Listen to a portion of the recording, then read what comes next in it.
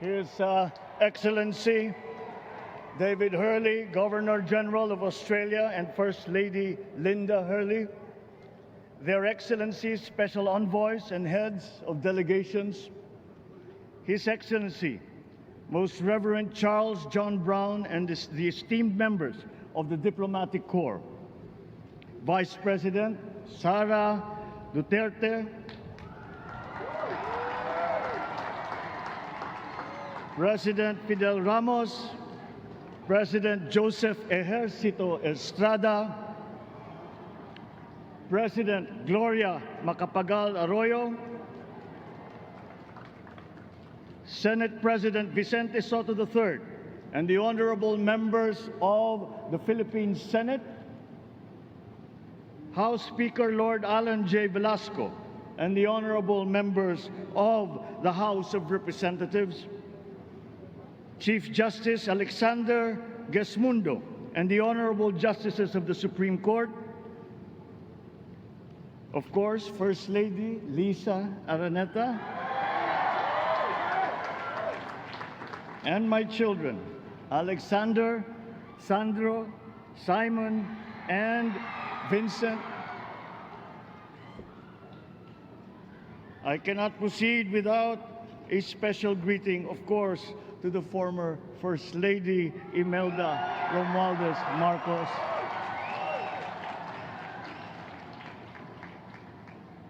Other distinguished guests, ladies and gentlemen, my friends, ang aking minamahal na mga kababayan, magandang tanghali po sa inyong lahat. This is a historic moment for us all. I feel it deep within me. You, the people, have spoken, and it is resounding. When my call for unity started to resonate with you, it did so because it echoed your yearnings, mirrored your sentiments, and expressed your hopes for family, for country, and for a better future.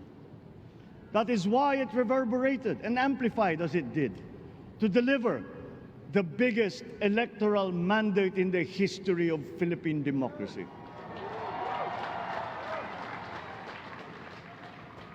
By your vote, you rejected the politics of division. I offended none of my rivals in this campaign. I listened instead to what they were saying. And I saw little incompatibility with my own ideas about jobs, fair wages, personal safety, and national strength, and ending want in a land of plenty. I believe that if we but focus on the work at hand and the work that will come to hand, we will go very far under my watch. You believe that too. At pinakinggan ko ang tinig ninyo na ang sinisigaw ay pagkakaisa, pagkakaisa, pagkakaisa. We will go farther together than against each other, pushing forward, not pulling each other back, out of fear, out of a misplaced sense of weakness. But we are the furthest from weak. The Filipino diaspora flourishes even in the most inhospitable climes, where they are valued for their quality. The changes we seek will benefit all and will shortchange no one. I was not the instrument of change. You were that. You made it happen. I am now. You picked me to be your servant, to enable changes to benefit all.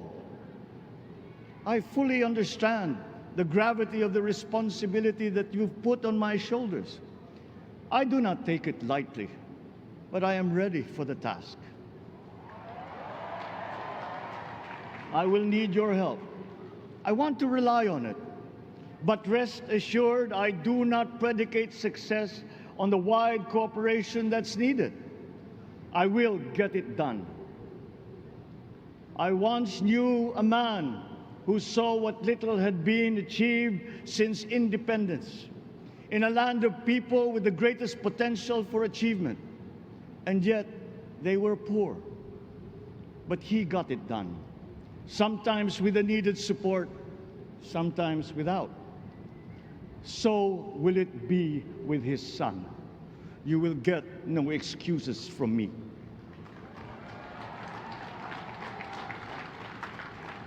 I am here not to talk about the past. I am here to tell you about our future. A future of sufficiency, even plenty, of readily available ways and means to get done what needs doing, by you, by me. We do not look back, but ahead, up the road that we must take to a place better than the one we lost in the pandemic. Gains made and lost, opportunities missed, well-laid plans superseded by the pandemic. Indeed, ours was the fastest growing economy in ASEAN by ways now outdated.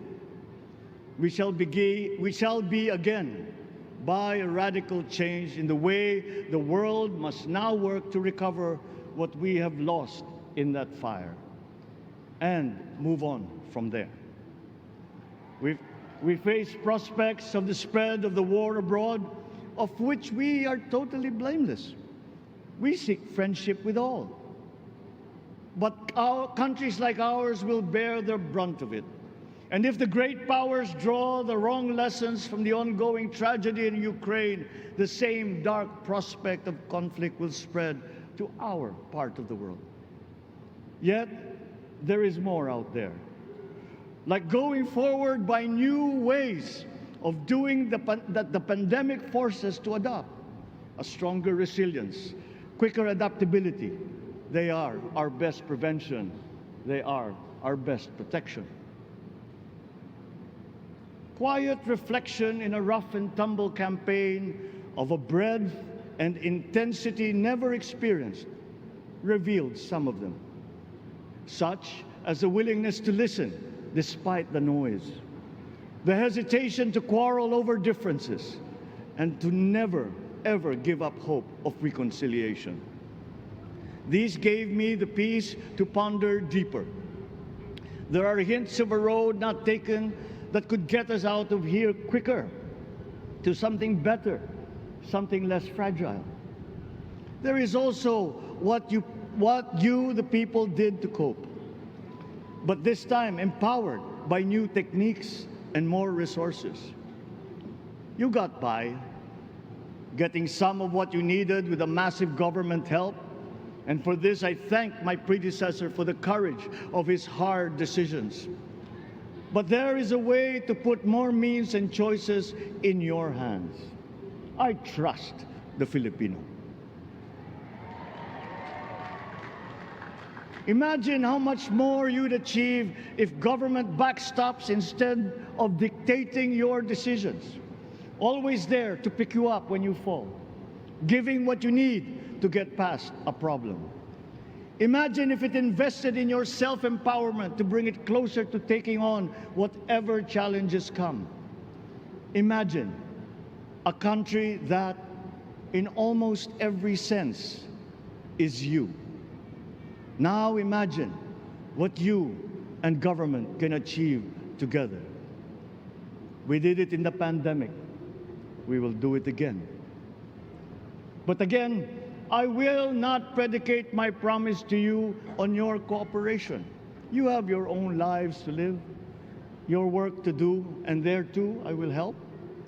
Government will get as much done alone without requiring more from you. That is what government and public officials are for. No excuses, just deliver. It was like that once upon a time.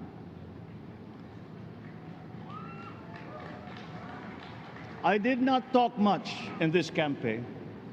I did not bother to think of rebutting my rivals.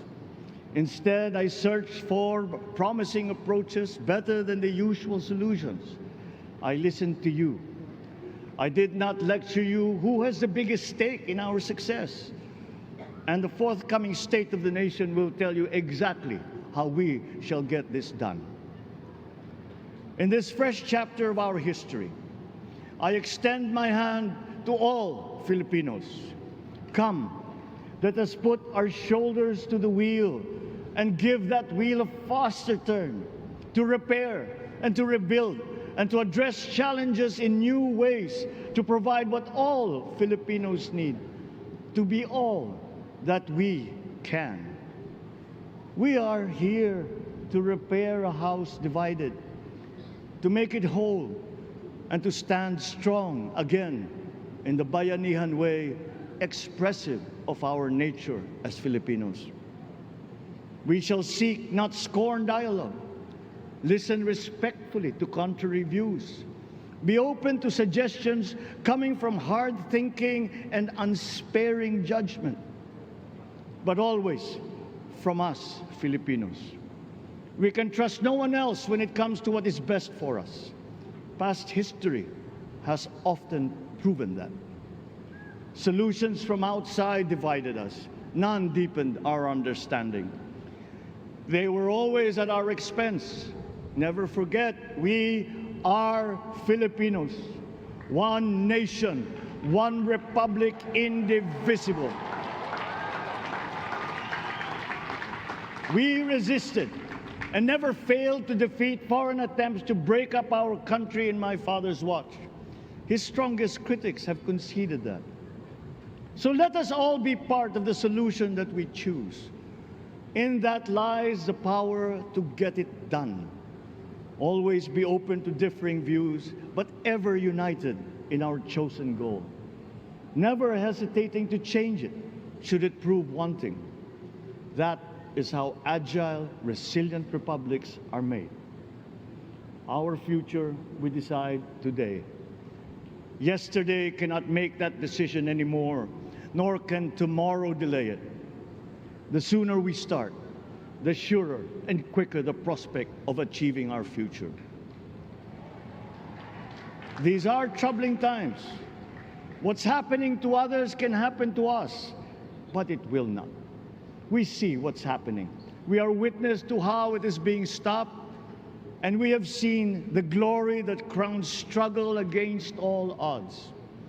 Giving up is not an option. We've been through times of bitter division, but united, we came through to this when it shall begin again, but better. The campaigns I've run have taken me here where I stand today. I listened to you, and this is what I have heard. We all want peace in our land. You and your children want a good chance at a better life in a safer, more prosperous country.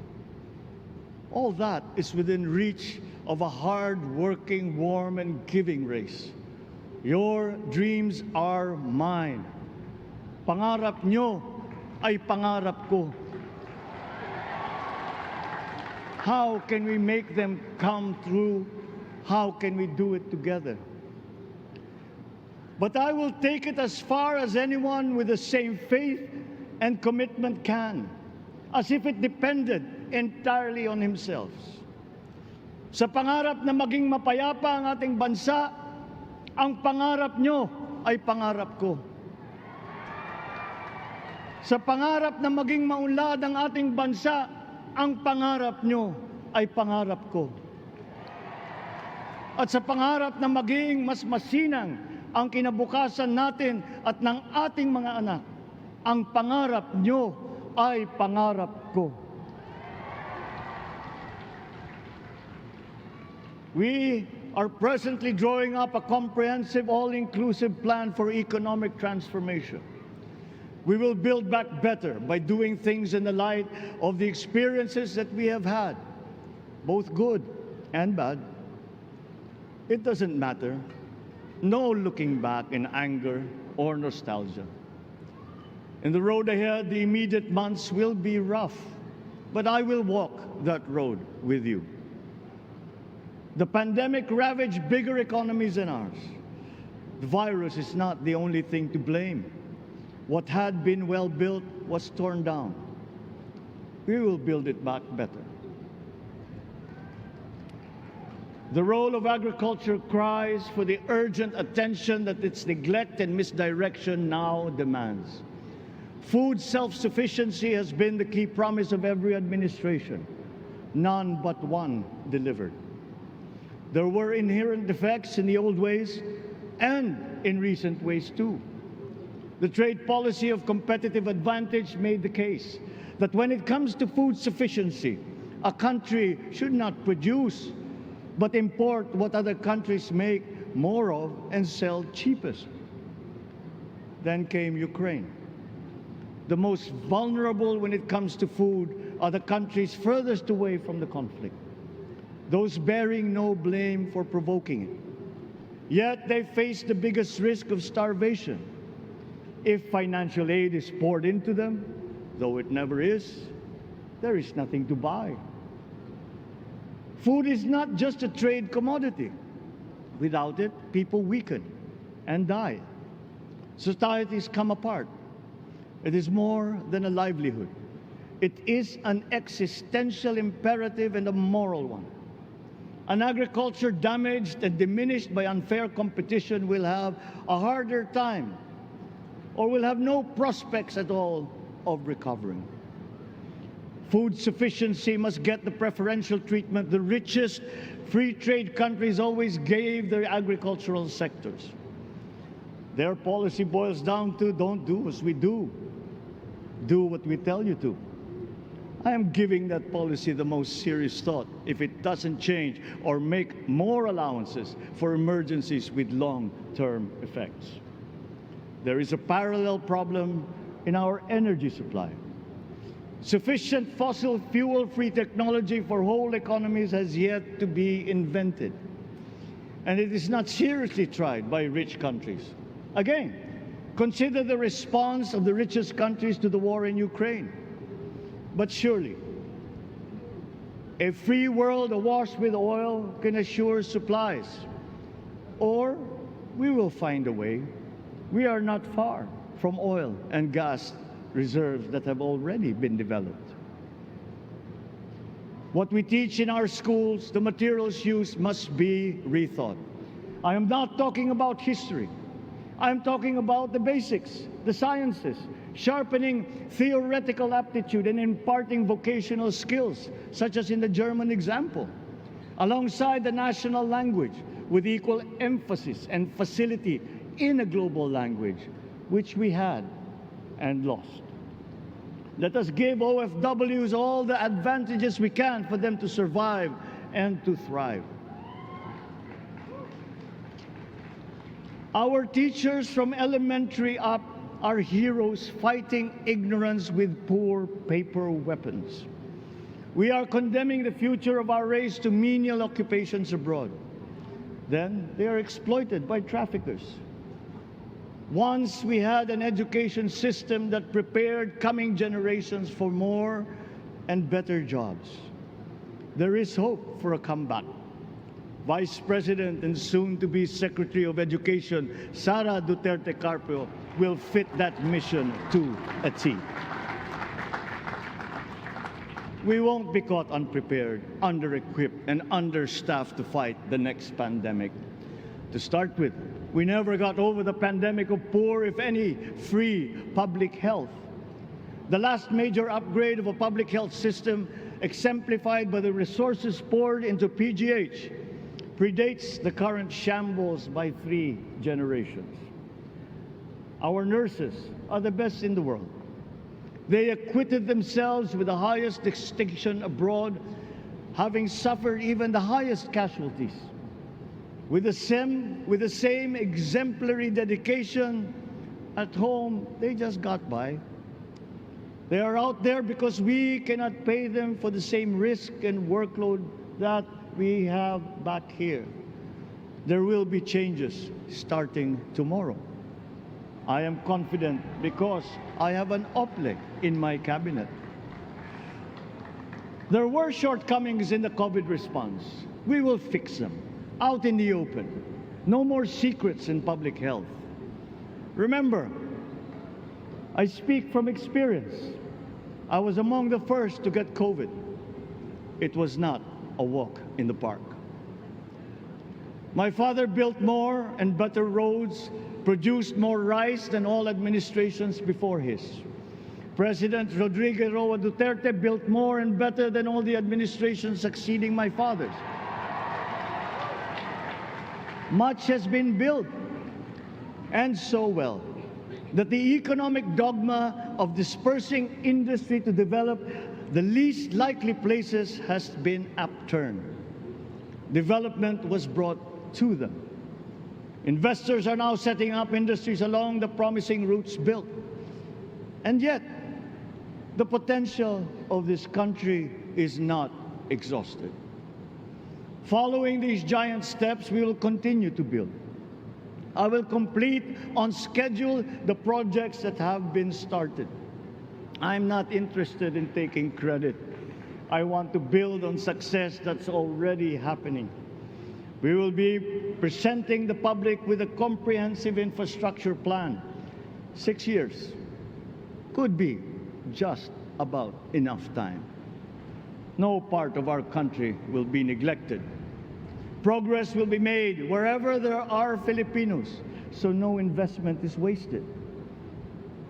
The recovery of Philippine tourism, with its emphasis on accessing nature's beauty, I am sure will exceed expectations. And bigger is not always better, but there's something to be said for economies of scale. And yet the country invites investments in fast-rising industries with quick returns and inflicts irreparable damage for future generations. We have yet to see large-scale practical solutions to pollution, though some are beginning to emerge. But there are tried and proven new ways of mitigation. Blades have been turning over the sand dunes of Ilocos Norte, harnessing a power all around but unseen long before this day. I built them. The rich world talks a great deal but does a lot less about it than those with much less, but who suffer more death and destruction from climate change and lack of adaptation. We will look to our partners and friends to help the Philippines, who, despite having a very small carbon footprint, is at the highest risk. First, spare victims, then help them recover, and move on to lessen the harmful impact of climate change. We too have our part to play. We are the third biggest plastics polluter in the world, but we won't shirk from that responsibility. We will clean up. You will not be disappointed, so do not be afraid. With every difficult decision that I must make, I will keep foremost in my heart and in my mind the debt of gratitude I owe you for the honor and responsibility that you have conferred on me. Whatever is in a person to make changes for the better of others, I lay before you now in my commitment. I will try to spare you. You have your other responsibilities to carry. But I will not spare myself from shedding the last bead of sweat or giving the last ounce of courage and sacrifice. And if you ask me why I am so confident of the future, I will answer you simply that I have 110 million reasons to start with. Such is my faith in the Filipino.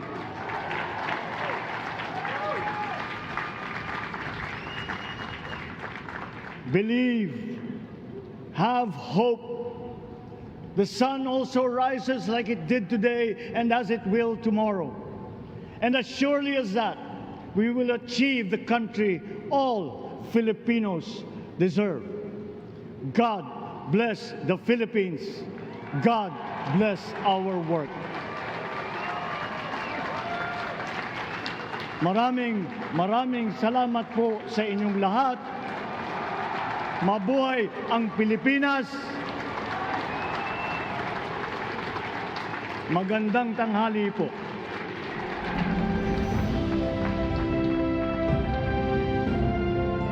Excellencies, ladies and gentlemen, the President of the Republic of the Philippines, President Ferdinand Romualdez Marcos Jr.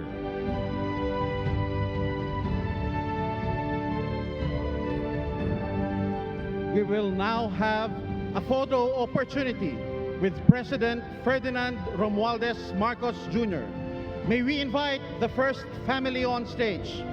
First Lady Liza Araneta Marcos, Ferdinand Alexander Sandro Marcos, Joseph Simon Marcos, and William Vincent Marcos.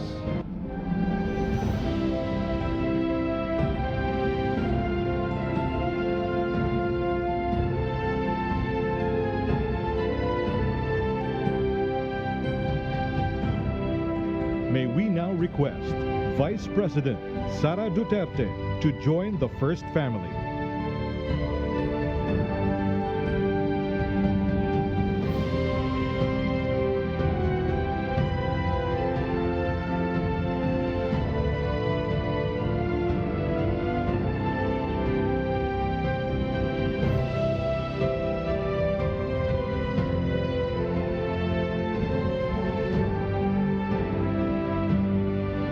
May we now request on stage Chief Justice Alexander G. Gesmundo and Senate President Vicente Soto III to join the first family.